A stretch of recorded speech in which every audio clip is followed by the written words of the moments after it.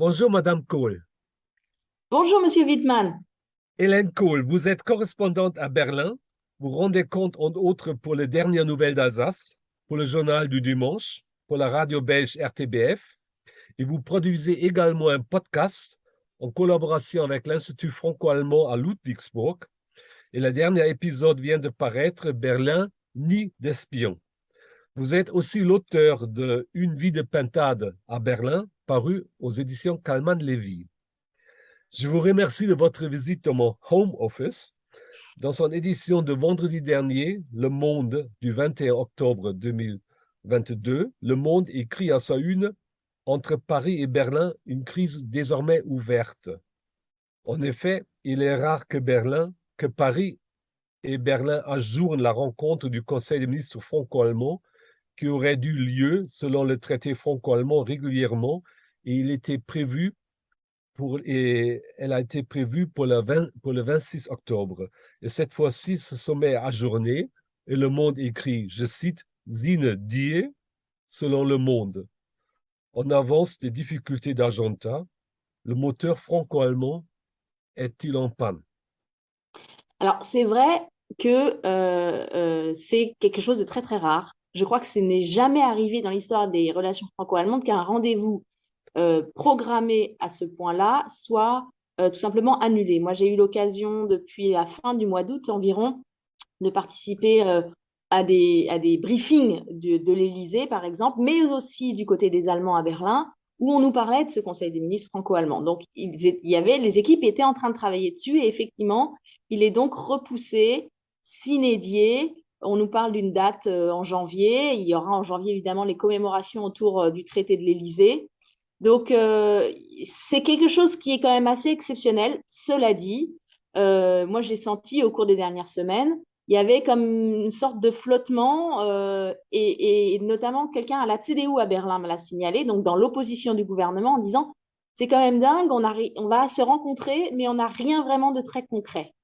Et Mhm. à quoi bon se rencontrer si on n'est pas là pour avancer des choses de très, très concrètes sur le franco-allemand? Et donc, nous, dans la sphère des journalistes à Paris ou à Berlin, on se dit toujours, bon, bah, qu'est-ce qu'on va faire une fois de plus sur le Conseil des ministres franco-allemands? On va se voir, on va faire une belle photo et après. Et il y a peut-être eu cette volonté de dire, bah, si on se voit, c'est vraiment pour faire quelque chose. Et là, ils étaient vraiment pas prêts à signer des textes communs ou faire des avancées concrètes ou des propositions pour l'Europe. Et donc, ils ont préféré repousser. C'est un signal qui est mauvais, alors qu'on sait que Vladimir Poutine cherche à diviser l'Europe. Mais je dirais que ce n'est pas forcément un signal fatal. On a déjà vu le couple franco-allemand se déchirer et finalement avancer plus vite après. Mhm. Qu'est-ce qui a, selon vous, déclenché les difficultés? La crise de l'énergie, la guerre en Ukraine, les questions de sécurité, tout à la fois. Et Paris et Berlin se trouvent actuellement, les deux États se trouvent actuellement sous une pression accrue, tant sur le plan de la politique intérieure que sur le plan de la politique extérieure, n'est-ce pas? Exactement. Alors, vous avez raison, c'est un peu tout à la fois, je pense. Mais cette dimension de politique intérieure, elle est vraiment pas à négliger.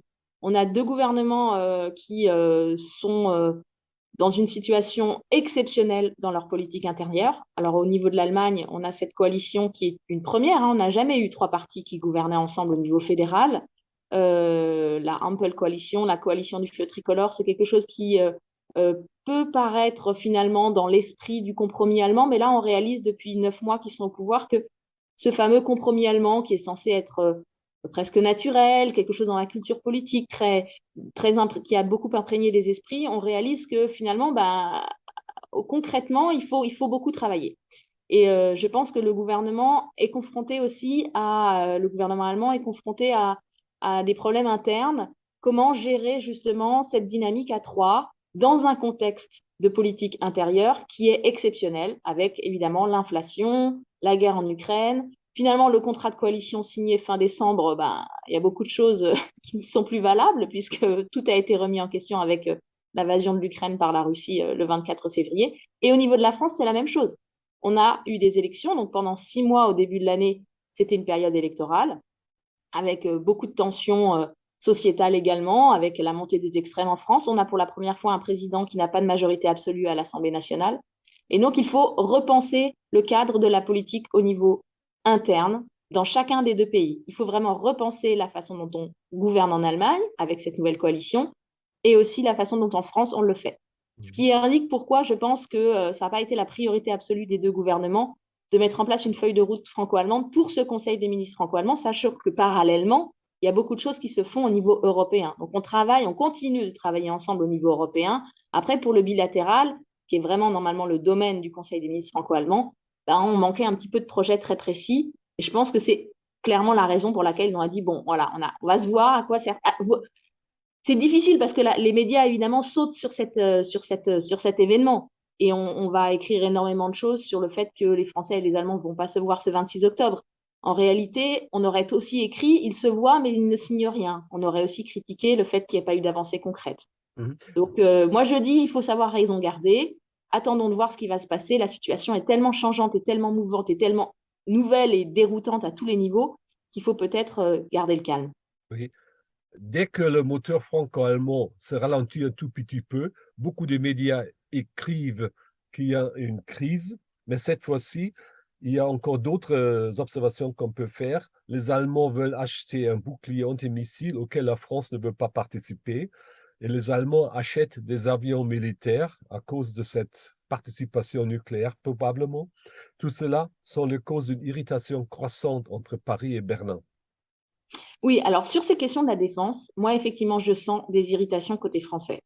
Dès l'annonce des 100 milliards, j'ai eu des contacts, notamment dans la sphère sénatoriale en France, des gens qui ont dit, non mais attends, là, les Allemands, ils vont se préparer une armée à 100 milliards à nos portes. Est-ce qu'on est sûr qu'ils veulent bien mettre ces 100 milliards-là au profit d'une défense européenne? Et pour les Français, quand ils pensent défense européenne, ils pensent évidemment des actions franco-allemandes. Pour les Allemands, c'est plus compliqué parce que les Allemands, quand ils pensent une défense européenne, ils la pensent aussi dans le cadre de l'OTAN. C'est vraiment dans l'ADN des Allemands de penser que la sécurité qui protège aujourd'hui l'Allemagne, quand on pose des questions au niveau des sondages à la population, quand on demande qui assure la protection de l'Allemagne, la réponse c'est l'OTAN. En France, c'est plus compliqué parce que la relation à l'OTAN, le fait de l'histoire, elle est un peu différente. La France dispose de la force nucléaire, donc il y a une exception française sur ces questions de défense. Donc, je pense qu'il y a un malentendu. Les Allemands, évidemment, pensent dans un premier temps leur défense, et d'ailleurs le reste de l'Europe aussi. Hein. Si vous demandez aux Polonais, aux pays baltes, qui assure la défense aujourd'hui, ils disent que c'est l'OTAN.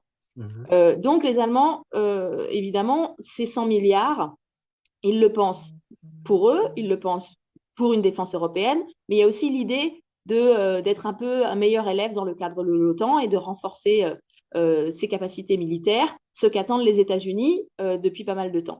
Donc, je crois qu'il y a vraiment un malentendu. Et évidemment, il y a des projets bilatéraux et des projets communs dans ces 100 milliards que l'Allemagne va dépenser dans les prochaines années, dans cette politique de défense allemande. Il y a une volonté de faire des choses en commun, pas que avec les Français et Mhm. pas que dans le cadre d'une relation franco-allemande.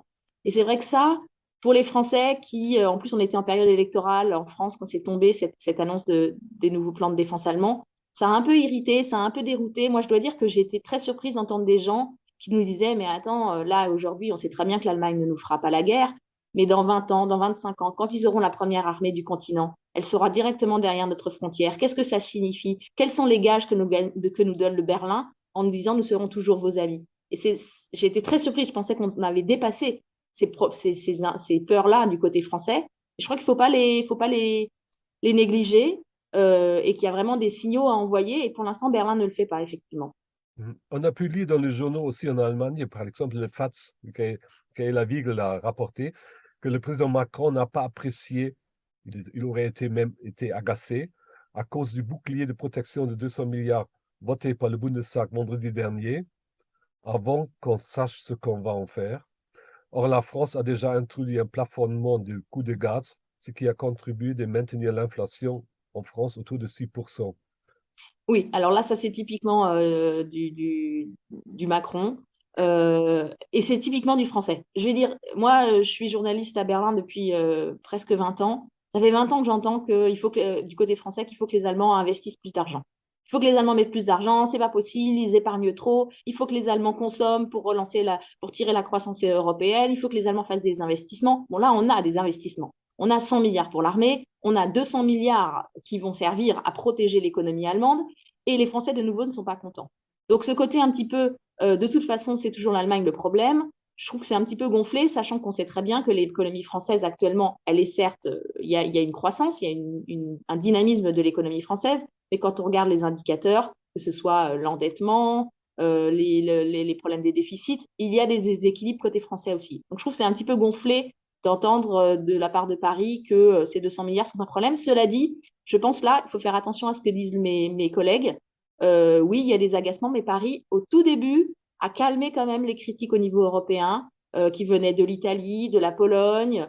On a eu d'autres pays de Grèce également qui critiquaient cette protection et cet égoïsme, cet prétendu égoïsme allemand. Paris a dit non, attendez, c'est normal, il faut voir ce qu'ils vont en faire. Puis finalement, nous aussi, on protège beaucoup. Rien que le fait, le rabais à la pompe aux stations-service ici en France, les 30 centimes sur chaque litre d'essence, c'est un financement qui se chiffre par dizaines de milliards. Mhm. Euh, alors, après tout, un conflit majeur entre Paris et Berlin ou des bruits de coopération un peu plus forts que d'habitude? Alors, moi, j'ai lu un commentaire qui m'a vraiment intéressée, qui disait, et c'était en allemand, donc je vais le dire en allemand, qui disait, euh, quand le Deutsch Preußisches Motor ist laut, quand il pétarade, quand il fait du bruit, c'est peut-être que derrière, il prépare quelque chose. Oui. Donc, je me dis que faire du bruit et avoir des ratés et pétarader et se faire entendre actuellement, et c'est ce qu'on voit, on l'entend parce que ça marche pas très bien, donc voilà. Finalement, c'est peut-être que derrière, il y a une volonté d'impulsion. Je Oui. rappelle toujours le début de la crise Covid. La France était vraiment, vraiment furieuse de la fermeture des frontières côté allemand. Il y a eu aussi un blocage des exportations de produits médicaux. Je me souviens avoir fait des articles en disant on n'a jamais vu ça du côté des relations franco-allemandes. Et finalement, on a débouché sur ce moment qu'on a présenté comme le moment hamiltonien de l'Europe avec cet endettement en commun pour financer la, la, la reconstruction des économies après la crise de la pandémie. Donc, Oui. attendons de voir ce qu'il en est. Depuis 2003, j'entends sans cesse parler de crise au niveau du couple franco-allemand. Là, est-ce que c'est une crise extraordinaire? Je me rappelle quand même que Gerhard Schröder et Jacques Chirac s'étaient presque insultés en public lors d'un sommet européen devant tous les homologues européens. On avait eu aussi un moment très tendu entre Nicolas Sarkozy et Per Steinbrück, qui était à ce moment-là le ministre des Finances d'Angela Merkel. Parce que Nicolas Sarkozy s'était invité à l'Ecofin à Bruxelles alors que ce n'était pas sa place. Et ça avait été extrêmement tendu. Aujourd'hui, on a oublié ces moments-là. On ne parle que du fameux couple Merkozy et qu'entre Merkel et Sarkozy, c'était formidable. Au début, c'était très compliqué. Donc, je crois que c'est un peu dans la nature du couple franco-allemand de se disputer. Géographiquement, historiquement, culturellement, la France et l'Allemagne sont très opposées. Et quand on trouve un compromis entre les deux, on n'est pas loin d'un compromis idéal au niveau européen. Et on peut tirer l'ensemble de la famille européenne. Les Français, vous savez, sont toujours très romantiques et parlent du couple franco-allemand. Je trouve que ça, c'est sans doute une vision un petit peu faussée, peut-être parce que voilà, nous pensons toujours à l'amour. Je pense qu'entre l'Allemagne et la France, il n'y a pas d'amour, il y a beaucoup d'amitié, il y a beaucoup de respect, il y a beaucoup de coopération. Euh, mais on n'est pas obligé d'être dans le même lit pour faire des choses ensemble. Et aujourd'hui, il y a toute une famille et tout un groupe derrière le couple franco-allemand ou derrière ce moteur franco-allemand ou ce duo franco-allemand ou cette dynamique franco-allemande. Et je pense que Paris et Berlin le savent très bien. Oui. Et même si, je le dis, même si on se dispute, même si on se dit les choses franchement, ça ne veut pas dire qu'on ne veut pas faire des choses ensemble. Oui. Nous avons parlé des causes immédiates de ces malentendus franco-allemands, mais il y a aussi des causes un peu plus profondes. On sait que le gouvernement allemand n'a jamais très bien réagi au discours de la Sorbonne et des idées sur la souveraineté de l'Europe, c'est-à-dire la souveraineté de l'Europe qui protège la souveraineté des États membres. Mais à Prague, Olaf Scholz semble avoir enfin reconnu les idées de base de Macron sur cette souveraineté. Et puis, il y a aussi cette fameuse rencontre à Prague de 44 chefs de gouvernement d'État et de gouvernement que Macron a réussi de mettre ensemble. Euh, Est-ce que le gouvernement allemand a maintenant compris un peu l'esprit du discours de la Sorbonne? Alors, on a dit que le contrat de coalition était une réponse à ce discours de la Sorbonne. Effectivement, le mot de souveraineté est utilisé plusieurs fois dans le discours 27 février devant le Bundestag, le fameux discours de la Zeitenwende de Olaf Scholz, donc le discours du changement d'époque, il utilise aussi ce mot. Donc le chancelier, dans l'enceinte officielle du parlementarisme allemand, devant les députés, utilise ce mot. Donc là, clairement, il y a un basculement. L'Allemagne s'est rapprochée des idées de la France, peut-on dire. Enfin. Après, enfin, oui, il n'y avait pas eu de réponse. On avait pu nous le dire, Berlin nous racontait ce qu'il voulait, il n'y avait pas de réponse, clairement. Là, on a eu une réponse. Et une réponse un peu différente. On n'a pas besoin d'être tous sur la même ligne. Moi, je dis toujours, l'Europe, c'est justement pas, je veux pas une Europe française, sinon j'habite en France, je veux pas une Europe allemande, sinon je reste en Allemagne. L'Europe, c'est un mélange de tout ça.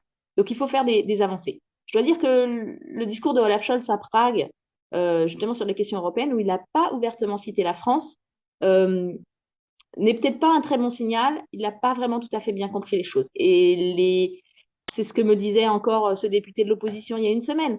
On pensait à ce moment-là que le Conseil des ministres franco-allemand aurait lieu et il disait c'est incroyable que le chancelier arrive à ce Conseil des ministres franco-allemand sans une seule proposition concrète à mettre sous le nez des Français. Après, on en discute. On se dispute autour de cette question.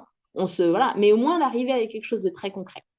Moi, ce qui me rassure aussi, quand même, c'est que depuis ces années, même s'il n'y a pas eu de réponse officielle de Berlin, il y a eu beaucoup d'avancées au niveau local. Et je dois parler de l'Assemblée parlementaire franco-allemande qui fait un boulot extraordinaire. Et aujourd'hui, où l'Assemblée en France, il n'y a pas de majorité absolue pour le président, le travail parlementaire est d'autant plus important. On le sait en Allemagne de toute façon, c'est le régime parlementaire, le Bundestag avance beaucoup. Et il y a tout ce travail transfrontalier, né du traité de d'Aix-la-Chapelle.